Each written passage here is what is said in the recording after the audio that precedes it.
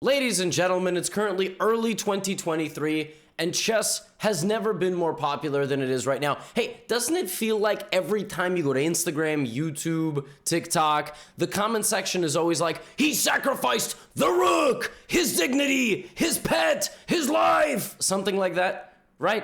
Well, in today's video, I'll be sharing a game with you that was just played by two very strong grandmasters in the WR Chess Masters, which is a tournament being held in Dusseldorf.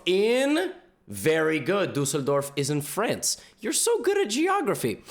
This game was a 10,000 Elo game. Now, normally I cover low Elo chess. That's one of my most popular playlists, and you enjoy those videos very much. The 5 Elo chess, 0 Elo chess. This game is 10,000, 1 million Elo chess, where Nodirbek Abdusatorov from Uzbekistan sacrificed basically every single one of his pieces to win the game. It was incredible. Absolutely brilliant game. Sit back, relax, give me about 20 minutes of your time, and I'll take you, I'll take you to the chess promised land. So Nodirbek begins with d4. His opponent plays knight f6. This is all very normal. c4, kind of playing in Queen's Gambit style for the newbies. Symmetrical stuff is very common, and that is kind of the official Queen's Gambit, but the c-pawn is the best friend of the d-pawn, so they go together. And this move order is preparing to transpose back into a Queen's Gambit declined, or play a Nimzo Indian if white goes here. This opening became very popular in the early and mid 20th century, pins the knight to the king, and now e4 is not possible because white would love to take the entire center. So instead, white plays baby e4, which is e3. E3 looks good and bad. It looks good because it supports the center, prepares development, but it's bad because it blocks the bishop, but that's okay. Because nowadays, there is this modern approach to this opening by playing bishop d2. Now, this just looks dumb. Like, this looks like, you know, you're taught as a beginner to develop your pieces in castle. So why are none of the king's pieces out? Well, white is deciding that they are going to deal with this pin in a way where if the bishop ever takes, they don't have to double their pawns. That is sort of the silent conversation that happens at a chessboard where you're like, all right, well, I'd rather do this, and then my bishop's going to come alive. And I have nothing bad about my position at all. So black plays b6. The idea of b6 is to put this bishop on this diagonal. White now goes back to normal development with bishop d3. And now a move may surprise you here. Like normally you play b6 and then bishop b7. For reasons I cannot fully explain to you, black instead goes d5 now. I don't understand this. Like I'm sure there's some sort of big, fat, giant meta strategy involved, but like why couldn't you just... Like, you know what I mean? Like, what's the I don't know. I don't know what the problem is. I don't know why black has to play b6 and d5. Like, in some ways, I think this YouTube channel has grown quite a bit because I'm really not that much different from you. I'm not one of these 2700s like, well, you have to play b6 before you play d5 because... Like, I just enjoy the games, all right, and I'm pretty good at talking about them, so I can explain 99% of things, but 1%, like why you have to go here then here, probably has something to do with this bishop. I don't know, all right? And now white takes anyway, which, if you look at the database, you don't even know how to access the database. You probably just watch like 1 to 2 chess videos a day. You don't even play that much. You probably just hear because you like to hear me talk and say the rook really loudly. But if you do go to check the chess database, the move d5 and then pawn takes d5 literally never happened before like 2019.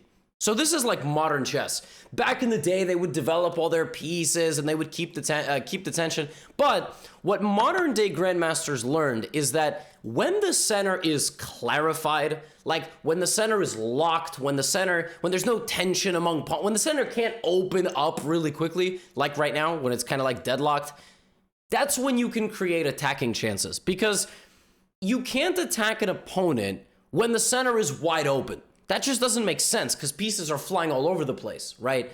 So white does this, then plays knight f3, and now rather than kind of developing the rest of his pieces, there's even this weird move a5 to try to trade off this bishop, because basically black is saying, all right, well, this bishop is good, this bishop is trash, so if I trade off this bishop, well, I'm very happy, right?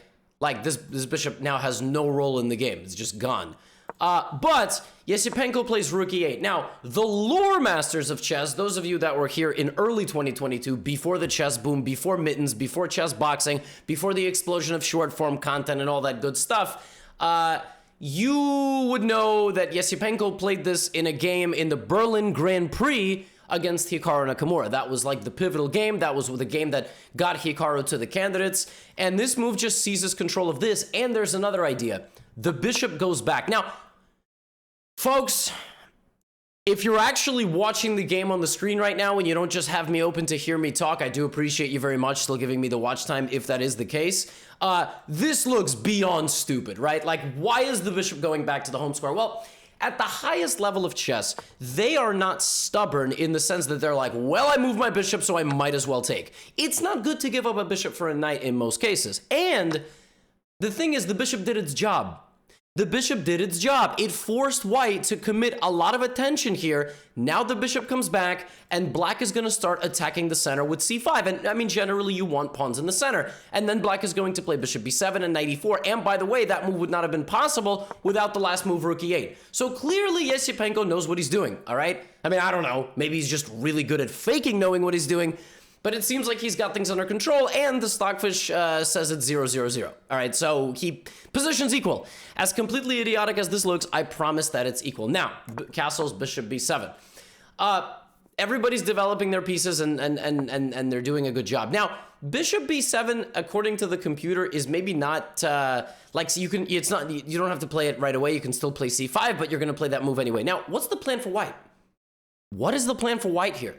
So, in chess, when you are deciding on how to make a plan, first of all, you can get the Middle Games Masterclass, but I'm not going to tell you how or when to do that. But the free sample of the Middle Games Masterclass is literally called How to Make a Plan. It's completely free. How do you make a plan? Like, well, in every position, you need to look at checks, captures, and attacks. That's the first thing. The only check you have is this, that loses a bishop. That's also one of your only captures. The other is this. So you can also attack things. But moves like bishop b5 stop being effective very quickly because your opponents will just stop your threat and you've made no progress. And now they will just continue developing and so on. So what you do is you try to look like, okay, if I had a couple of moves in a row, how could I improve my position to its maximum? Like, which of my pieces is bad? And you have to find this balance between playing with your pieces and playing with your pawns. You would love to do this. You would love it if this pawn could walk up here and remove the defender and, like, look at this advantage you have now. The problem is the second you go here, not only do you lose the pawn, you also get forked. And yeah, getting forked is bad. So you can't play e4, but you can play knight e5. That is a good move. Now, you can only move a knight directly into the center of the board if it's sufficiently protected. In this case, it is by the pawn. But if the knight was to ever be targeted, you have backup. And the thing about attacking someone when they're castled on the same side as you is you have to use your pieces. Open rook, bishop hitting this, queen coming, and sooner than later, the attack breaks through. You need to have two more attacking pieces, then they have defending pieces. That is my rule of thumb. So, c5, f4, knight c6, and black is trying to remove this knight. This knight is like a blockage of the artery, okay, for black. It's very, very painful. And if white does this, all advantage is gone. Not only is the advantage gone, black is much better now because you lost your blockage, right? And next move, black is going to go here. Black is going to shove you backwards, start advancing, and just play knight e4 and block your entire position. So the point is this knight must stay, but your center is under pressure, so a very nice move here, knight e2. Undeveloping the knight. Sometimes in life, you need to take one step back to take two steps forward. Well, you go back, and you might gallop over here, all right? In this position, the move that is played the most is this one, rook c8. Now, the move in the game was knight e4, but I am just going to show you one completely stupid line that I found in the database because you made it this far in the video and I want to reward you. So I found a move here that goes like this. I don't think you're ready for this. Really, I promise I do not think that you are ready for this. So in this position, the most common move is bishop takes e4. All right? Pawn takes e4. Knight takes f7. King takes f7. Queen to b3 check. c4, sacrificing the pawn, okay? Then there is queen takes c4. Then there is king to g6. Then there is f5 check. Then there is king h6. Then there is bishop g3 looking for this. Then there is knight e5 hitting this. So the queen, yeah, what is happening? The bishop comes back to attack the queen. The queen comes back to e6. Bishop f6, bishop f4 check, g5, discovered check. The king runs to g7. The queen goes to h3. This is all a line, and I think it just ends in like a repetition of in a repetition of moves. Oh, there are so many insane lines that all have this crazy attack that builds up on the king with bishop g3 and bishop f4. However, as I said, rook c8 did not happen in the game. What happened in the game was knight e4. White went here, and now, folks, it's time for 10,000 Elo level chess. In this position, black played knight takes d2. Now, if I asked you, what is the best move in this position? Most of you would say queen takes knight. And most of you would be right. That's like tied for second, kind of. But the best move in this position is to sacrifice the bishop. So you do not take the first bishop back, and instead you give away two. He has sacrificed two bishops. To give a check, king g8, queen f7, and it looks like it's just a repetition of moves. Check, check, draw. In fact, there was a blitz game online that I found between two very good grandmasters that ended in a repetition of moves exactly like this, okay? What they didn't know is that actually after knight to g6 check and knight to h5, white is winning. Nodirbek Abdusaturov found a line where he doesn't take back one bishop, gives away a second bishop, and then proceeds to sacrifice the rook. If you take this, it's knight f8 check and queen g7 mate. So knight h5 threatens checkmate in 2 with this and queen g7. The only move that does not lose here for black is rook e6. Rook e6 sacrifices the rook back. If you take the rook, then you now no longer see mate, and it would be knight f1, rook f1, queen e8, and the game goes on. The game goes on, and it's very sharp, it's very complicated, but rook e6, and the game goes on. Nodirbek plays f5. He doesn't even take the rook. Instead, he attacks it with his pawn, and now the idea is to take it and just keep going, just not leave the position, and he's sacrificing his own rook. So black takes the rook. White has now sacrificed two bishops and a rook. Two bishops and a rook. Two bishops and a rook. All right? Two bishops and a rook. Now, you're getting the rook back. No, you're not. He's refusing to take the rook. He's just refusing to take it. The rook is just hanging. I mean, what? How many of us would not take that rook? It's hanging two ways. How do you not play f takes e6? Because queen g5.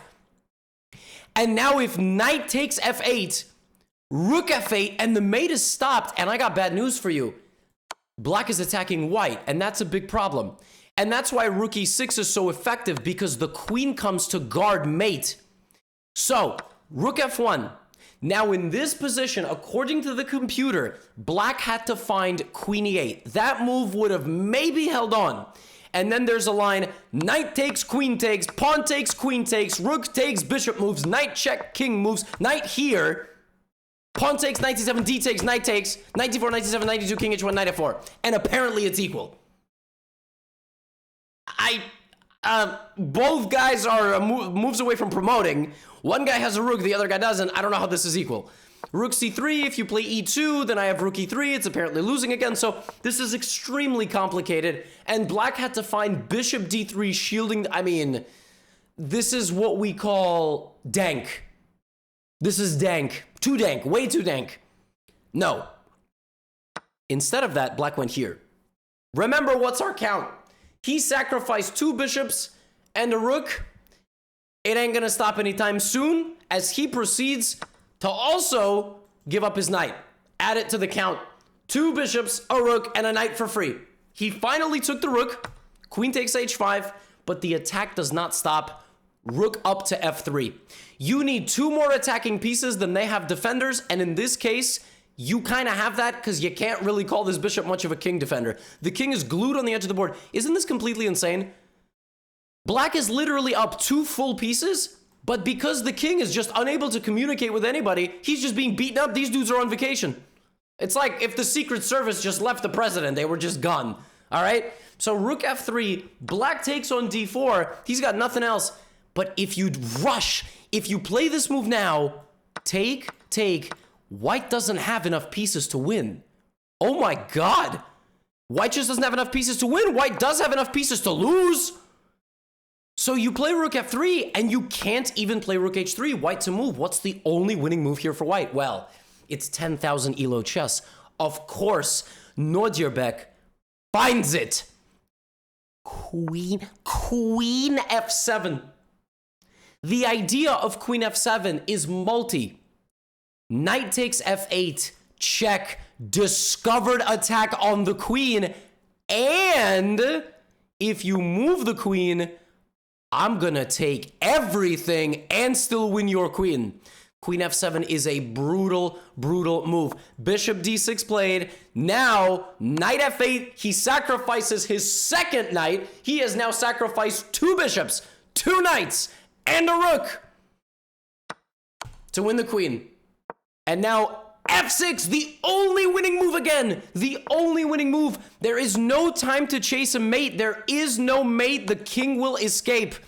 f6 is threatening to bust open the position, and f7. So now black goes here, rook f5, g6. You pin the pawn to the king so it cannot take the rook. And folks, 2 knights, 2 bishops, 1 rook. Well, make it both rooks. He has now sacrificed literally his entire armada of pieces. That's not a queen or a king. He sacrificed every piece, and the idea of rook e5 is, once again, multi. Yes, if you take the rook, it's not this. I'm gonna mate you. So, rook e5, but the idea is still to sacrifice the rook. Why? Because at the end of the day, the best players in the world know something. You don't need to checkmate. If you use your monster attack to win an endgame, you still win. A queen can beat a rook and a bishop as long as it has a tiny bit of help. It just needs a little bit of pawn imbalance. You see, rook and bishop empty versus a queen, draw. But with pawns on the board, you'll go hunt the pawns and promote. And you're just gonna promote your pawns. So the queen slides over and lose pieces. All right, loose pieces. Anytime that black is gonna run away, there's queen c7, all these pieces will be attacked.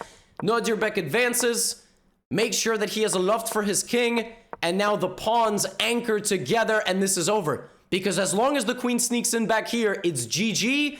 So the white king runs out, escapes the checks, and Yesipenko resigns because he's not gonna be able to stop this. What a game. What a game. From knight to e5 to f4, and one misstep, he took his bishop, and my man Nodirbek said, my bishop. Here's a box of chess pieces. Choose what you want. This wasn't scripted. I just thought of this on the spot. You want my knight? Take it. You want my rook? Take it too. Take all my pieces because I don't need them. I'm sacrificing everybody because at the end of the day, I'm going to get your queen. And at the end of the game, when I sacrifice my whole army, I'm also going to get your king. GG. And with this game, Nodirbek Abdusatorov emerged into the top 15 chess players in the world. Now get out of here.